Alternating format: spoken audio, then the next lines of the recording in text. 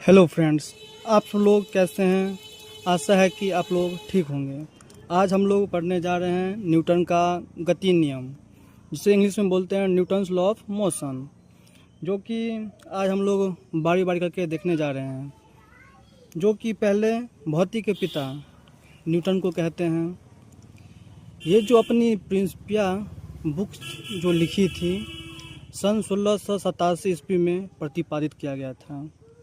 ठीक है, अब धीरे धीरे न्यूटन का नियम से देखेंगे, जो कि पहला नियम है न्यूटन्स का प्रथम नियम, जिसे बोलते हैं इंग्लिश में न्यूटन्स लॉ ऑफ मोशन।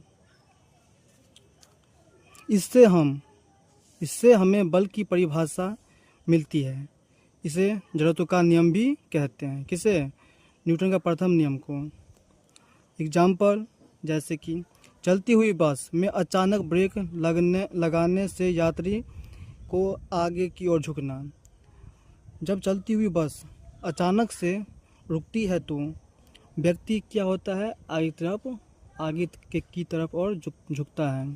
ठीक। एग्जाम्पल सेकेंड, रुकी हुई गाड़ी के अचानक चल पड़ने से यात्री की पीछे की ओर झुकना, उसे क्या बोलते हैं? न्यूटन का प्रथम नियम। जैसे कि रुकी हुई गाड़ी अचानक से जब चलने लगती है तो व्यक्ति आगे की ओर झुक जाता है, तो उसे हम बोलते हैं न्यूटन का प्रथम नियम। ठीक। जैसे बल का ऐसा मात्रा क्या होता है? न्यूटन। क्या होता है? न्यूटन। ठीक। अब पढ़ने जा रहे हैं दूसरा नियम, जो कि है न्यूटन का द्वितीय गति नियम। इंग्लिश में बोलते हैं न्यूटन्स लॉ ऑफ मोशन। ठीक है। इसमें हमें बल का सूत्र प्राप्त होता है, जिससे सूत्र मतलब फॉर्मूला प्राप्त होता है। इसमें जो फॉर्मूला है, जो F = ma।